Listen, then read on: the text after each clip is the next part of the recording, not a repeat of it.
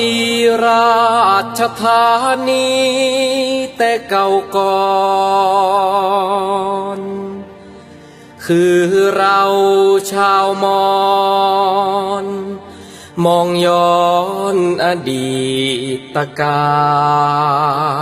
รความยิ่งใหญ่ภาคภูมิใจมาแต่โบราณมอญหรือรามันนั้นจดจานในความทรงจำ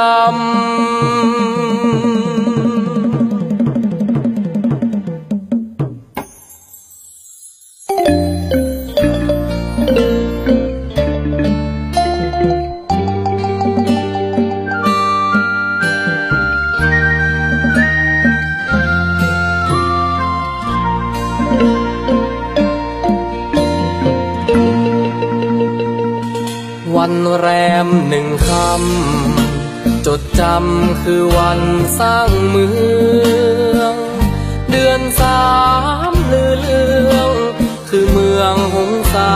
วดีหงทองคู่นั้นดังคำทำนายก้าวไกลศักดิ์ศรีโชติช่วงระวีจะมีแต่ความสุขสันต์มอญเคยรุ่งเรืองเฟื่องฟูคำชูประเทศมีอาณาเขตกว้างไกลยิ่งใหญ่ไพศาลพม่ารานรุกบุกเข้ายึดฆ่าศึกรุกรานชาวมอญเรานั้นแสนอาลัยให้อาวรณ์แม้วันนี้มอญจะสิ้นชาติแต่ขอประกาศไม่สิ้นความเป็นมอญรากเหง้าเรามีประเพณีของเราแต่ก่อนภาษาสุนทรอีกคำสอนทางศาสนาจารึกไว้มันมอญนั้นยังมีชนชาสูญสิ้นอำนาจยังพังอาจก้าวไปข้างหน้ารักษามัคคียึดไมตรีไว้รวมใจศรัทธากูให้ก้องฟ้าว่าตัวข้านี้คือคนมอญ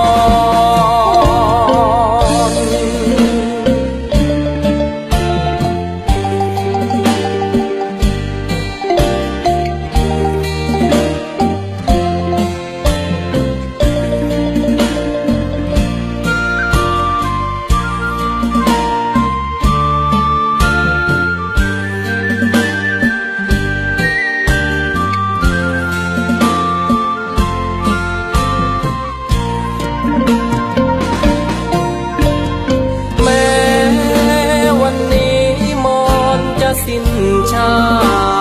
ติแต่ขอประกาศไม่สิ้นความเป็นมอ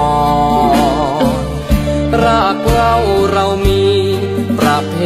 ณีของเราแต่ก่อนภาษาสุนทรอีกคำสอนทางศาสนาจารึกไว้มัน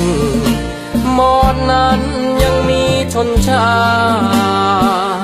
สูญสิ้นอำนาจยังพังอาจก้าวไปข้างหน้า